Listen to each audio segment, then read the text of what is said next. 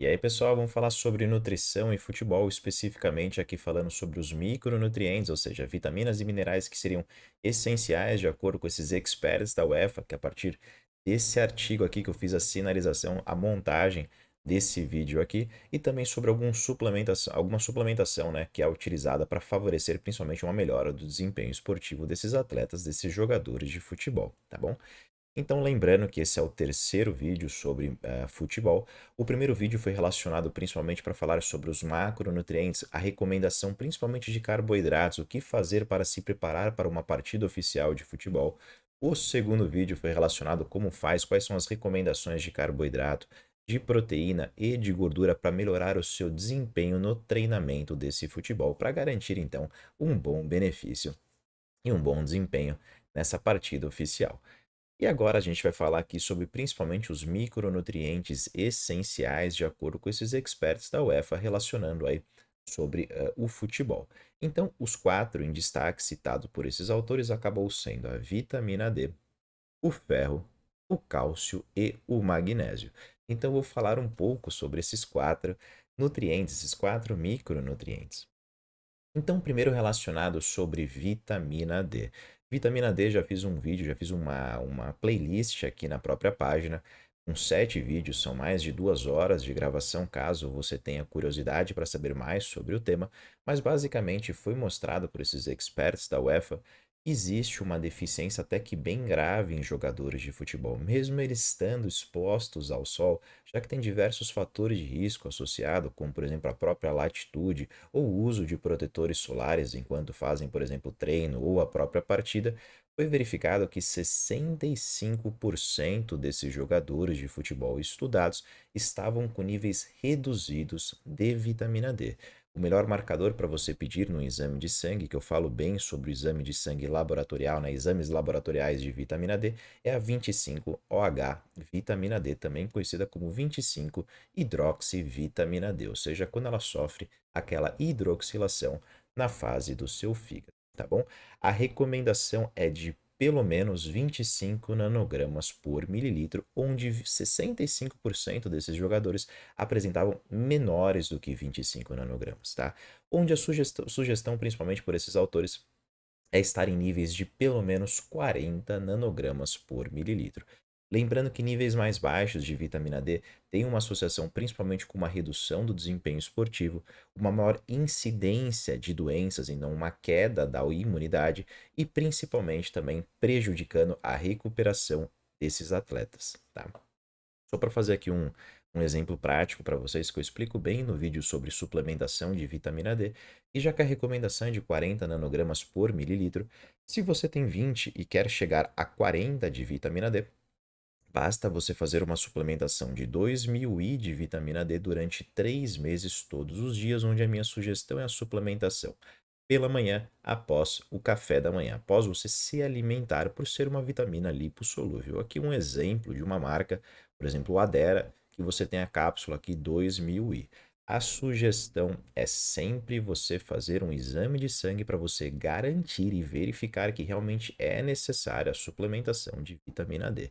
Mas até porque uma dosagem de 2000 I dificilmente vai levar a uma toxicidade, então até poderia ser considerado uma suplementação segura, desde que não seja por um uso tão prolongado, tá bom? Próximo nutriente citado como importância para a saúde desses jogadores de futebol, de acordo com os experts da UEFA, é o ferro. Já fiz também 4 vídeos sobre o ferro, mas basicamente eles falam que quando você tem uma deficiência muito grave de ferro, você pode realmente comprometer principalmente os seus glóbulos vermelhos, né, seus níveis de hemoglobina, que é responsável principalmente por favorecer a oxigenação dos tecidos e garantir um bom funcionamento deles, até mesmo para a produção de ATP, a produção de energia. Mas não necessariamente apenas quando estão em níveis completamente reduzidos que vai causar algum sintoma associado. Uma pouca quantidade de ferro, mesmo não estando ainda presente a anemia, pode causar diminuição na capacidade técnica e no desempenho esportivo desses atletas. Lembrando que aqui foi verificado que níveis mais baixos de ferro, tanto em jogadores do sexo masculino, foi verificado em mais ou menos em torno de 11%, e mulheres em 35%. Questão relacionada principalmente a hábitos alimentares que são diferentes e também relacionado às vezes com o fluxo menstrual. Caso você queira verificar sobre os exames de ferro para analisar se é ou não necessária a suplementação, não quis colocar aqui sobre a suplementação de ferro, a dosagem de ferro, porque se não for necessária a suplementação de ferro, ele pode ser altamente prejudicial para você. Então, quando está em falta, ele é prejudicial, e quando você tem muito ferro, ele também é prejudicial. Então, é um suplemento que, no meu ponto de vista, aqui eu realmente só faço suplementação se necessário. Então, caso eu suspeite que esse jogador ou esse paciente tem uma deficiência de ferro, normalmente é feito a prescrição de alguns exames laboratoriais para conseguir verificar se é necessário ou não a suplementação. Normalmente é pedido o hemograma e os níveis de ferritina, e caso comece a apresentar algumas alterações, a gente começa a investigar mais, pedindo o índice de saturação de transferina, a capacidade total de ligação do ferro, ou o próprio ferro sérico, que é um péssimo marcador, mas faz parte para estipular o cálculo do índice de saturação de transferina. Falo sobre esses exames laboratoriais muito mais lentamente nesse vídeo sobre os exames de sangue para analisar o ferro, um vídeo de 18 minutos, tá bom? Próximo mineral também importante acaba sendo o cálcio. O cálcio é imprescindível para a saúde do seu coração, a contração do seu coração e para garantir também uma boa manutenção, principalmente dos seus músculos e ossos. Foi verificado que uma sudorese mais intensa tem uma modesta eliminação de cálcio, onde a recomendação para esses atletas é algo em torno de 1.500 miligramas por dia. Mais um mineral que eu não recomendaria a suplementação se não for necessária. Onde quais são as fontes alimentares que apresentam cálcio? Você tem, por exemplo, o próprio leite, que tem um total em 200 ml, 240 miligramas de cálcio. Aqui um leite de soja enriquecido com cálcio, 240 miligramas. Um cheddar, 220 miligramas em 30 gramas de queijo cheddar. Em 120 gramas de iogurte, nós temos 200 miligramas de cálcio. Em sardinhas, 250 miligramas de cálcio. Em dois pedaços de brócolis, temos 34 miligramas de cálcio. Aqui na couve, em 67 gramas, você tem um total de 100 miligramas de cálcio. Em uma unidade de laranja, 75 miligramas de cálcio. E em complexos multivitamínicos, normalmente aquilo que tem tudo, mas não tem absolutamente nada, 200 miligramas de cálcio. Então, não é que você precisa fazer uma suplementação de 1.500 miligramas para esse atleta. Se ele tem o hábito de consumir diversas fontes alimentares, você não necessariamente precisa colocar essa dosagem. Você faz uma sugestão, um ajuste na dose, podendo passar, por exemplo, principalmente na prescrição no formato de citrato ou quelato, que são as melhores formas para garantir uma boa biodisponibilidade. Lembrando que o cálcio só vai ter uma absorção efetiva se você tem níveis de vitamina D e níveis de magnésio adequados, senão não adianta você necessariamente fazer essa suplementação, tá bom? Falo bastante sobre isso nos vídeos de vitamina D e saúde óssea. Um outro mineral de extrema importância também para esses atletas de futebol, e mesmo sendo de extrema importância, 22% desses atletas verificaram baixos níveis de magnésio eritrocitário, que é o melhor marcador para você conseguir analisar os níveis de magnésio, e não aquele magnésio sérico. O magnésio é imprescindível para a formação de ATP, que é a energia das suas células, a energia, o combustível do seu corpo, além também de fazer parte de mais de 300 atividades enzimáticas no seu corpo. Então, o magnésio ele está presente em basicamente tudo o que você imagina. E foi verificado principalmente naqueles atletas, naqueles jogadores de futebol que apresentavam dor, principalmente nos joelhos, praticamente a maioria desses atletas apresentavam baixos níveis de magnésio eritrocitário. É um suplemento que é uma dosagem segura, desde que você se limite até 350 miligramas por dia, você poderia suplementar mesmo sem realmente uma deficiência de magnésio, sem realmente provocar uma toxicidade dele. Normalmente, se for feita a suplementação, a sugestão é de magnésio no formato citrato ou quelado, tá bom? Então, só para fazer aqui um breve resumo sobre os 4 micronutrientes essenciais de acordo com esses jogadores da UEFA, perdão, esses especialistas da UEFA relacionados a jogadores de futebol. A sugestão é de vitamina D, ferro, cálcio e magnésio. Se atente principalmente frente a esses micronutrientes, onde a sugestão é sempre você fazer exames laboratoriais para se certificar e é necessário a suplementação. Vitamina D, pedindo principalmente a 25-OHD, que é a vitamina D no formato de 25-hidroxivitamina D. O ferro, pedir principalmente o hemograma, a ferritina, o índice de saturação de transferina, a capacidade total de ligação de ferro e o ferro sérico. O cálcio, o cálcio sérico de verdade só vai dar baixo se você ter uma deficiência extremamente grave. Você poderia se espelhar principalmente seus níveis, seus status de cálcio, verificando os níveis de vitamina D, porque se ele está reduzido pode comprometer a saúde do seu cálcio, e também verificar os níveis de PTH. E o magnésio, o melhor deles, sem sombra de dúvida, é o magnésio eritrocitário. A segunda opção é o magnésio urinário, só que para a coleta desse magnésio urinário é necessário um teste de urina por 24 horas, então é um teste trabalhoso. E por fim, o pior deles acaba sendo o magnésio sérico, onde realmente só vai estar baixo se você ter uma deficiência severa de magnésio. Frente à suplementação, o que é sugerido como suplemento seguro é principalmente a vitamina D e o magnésio naquelas dosagens que foram citados no vídeo, mas que não deve ser feita a suplementação de ferro e cálcio sem realmente analisar os níveis desse seu indivíduo, porque poderia fazer mais mal do que bem se não estiverem deficientes, tá bom? E relacionado principalmente aqui sobre outras recomendações citadas, porque eles falam que é de extrema importância você garantir não apenas uma melhora do desempenho esportivo desses atletas, mas garantir uma boa imunidade. E quando você pensa sobre imunidade de jogadores de futebol, eu fiz até questão de colocar um quote aqui mostrando que esses experts da UEFA consideram basicamente todas as vitaminas e todos os minerais como importantes para garantir uma boa imunidade.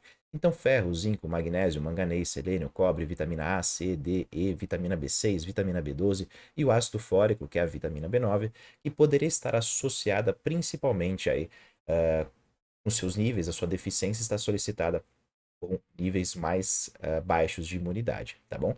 Onde é sugerido, não para de pensar só em suplementos, só de você fornecer principalmente 5 porções de verduras, legumes e frutas ao longo desse dia, já conseguem aí fornecer grande parte dessas vitaminas citadas, tá?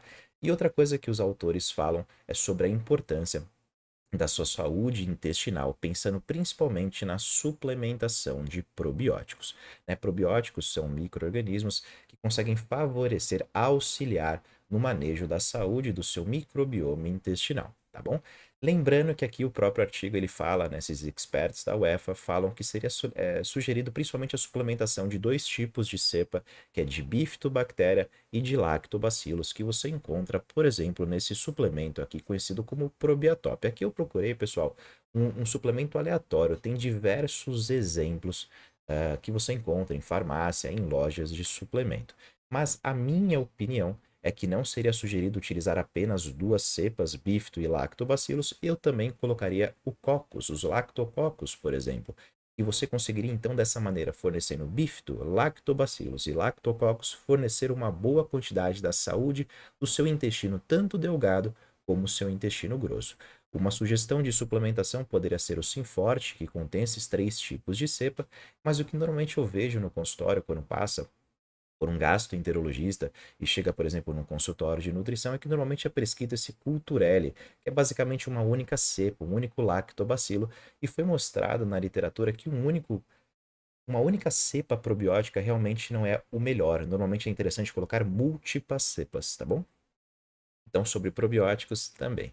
E relacionado sobre suplementos, né, suplementos esportivos, foi feito 4 sugestões frente a esses experts da UEFA para a suplementação em jogadores de futebol, que foi a cafeína, a creatina, a beta-alanina e o nitrato. O nitrato eu não citei porque foi mostrado pelos próprios autores que ainda é inconclusivo. Então, primeiro eles citaram sobre a cafeína. Já fiz um vídeo específico sobre cafeína aqui na página, 7 minutos sobre cafeína no esporte, quanto e quando tomar, mas basicamente esses autores sugerem a suplementação de 3 a 6 miligramas de cafeína por cada quilo de peso 60 minutos antes dessa partida, tá bom? Pensando também que essa suplementação é capaz de melhorar a cognição, o sprint, a percepção da fadiga e também melhorar o desempenho esportivo desses atletas. O próximo suplemento, também prescrito por esses autores, é relacionado com a beta-alanina. Já fiz também um vídeo sobre beta-alanina na página, que é mais ou menos em torno de 11 minutos e 32 segundos. Sugiro você assistir esse vídeo porque a beta-alanina aqui tem um protocolo bem chatinho frente à suplementação, o tipo de cápsula utilizado, como tomar ao longo do dia, porque basicamente a finalidade da beta-alanina é elevar os seus níveis de carnosina e, consequentemente, melhorar o desempenho esportivo desses jogadores de futebol. A sugestão total de consumo é algo em torno de 6,4 gramas de beta-alanina ao longo desse dia, por pelo menos 12 semanas para ela realmente ter benefícios. Então, é uma suplementação muito chata, onde seria sugerida a suplementação de pelo menos aí 1,6 gramas a cada 4 horas para garantir nessas 4 tomadas 6,4 gramas. Não tomar de uma única vez para não causar aquele processo de parestesia, aquele formigamento. Foi verificado que tem uma melhora nos sprints e na quantidade de sprints feitas por esses jogadores de futebol e também elevar o desempenho esportivo e a capacidade técnica deles. E por fim, a creatina. Também já fiz um vídeo específico sobre creatina, 17 minutos sobre creatina, os benefícios, como escolher e quanto tomar. Os autores sugerem que para melhorar o desempenho esportivo do futebol, de jogadores de futebol profissional, a sugestão é de fazer uma dosagem de 3 a 5 gramas de creatina. Eu sou contra o protocolo de saturação, mas os autores sugerem o protocolo de saturação e nos primeiros 7 dias é sugerido suplementar 20 gramas de creatina em 5 tomadas ou 4 tomadas de 4 ou 5 gramas ao longo desse dia, durante uma semana, e depois fazer o protocolo de manutenção de 3 a 5 gramas. Foi verificado melhoras na cognição desses atletas, em sprints, no desempenho esportivo e principalmente em níveis de massa muscular, induzindo um aumento de força. Lembrando que um colateral, às vezes, da creatina, que poderia ser prejudicial a esses atletas, é um aumento de 1 a 2 quilos. Então, talvez seja necessário ajustar a dieta para controlar essa quantidade de peso, se peso realmente é um problema para esse atleta, tá bom?